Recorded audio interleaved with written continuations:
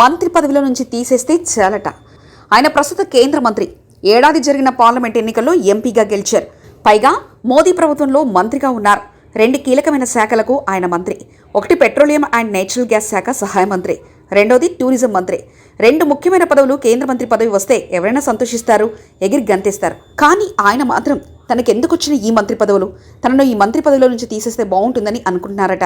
అదేంటి, మంత్రి పదవి వస్తే వద్దు అనుకుంటున్న ఆ నేత ఎవరు అనుకుంటున్నారా? ఆయనెవరో కాదు, మలయాళ సూపర్ స్టార్ సురేష్ గోపి. సురేష్ గోపి 1965 నుంచి సినిమాలలో నటిస్తున్నారు.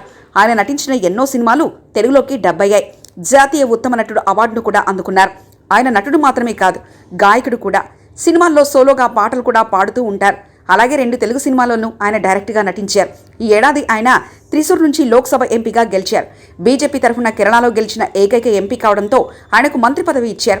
మోదీ అయితే తనకు మంత్రి పదవి ఇచ్చినా చిన్నప్పటి నుంచి తనకెంతో ఇష్టమైన సినిమాలలో తాను నటించకపోతున్నానన్న బెంగ సురేష్ గోపికి పట్టుకుందట.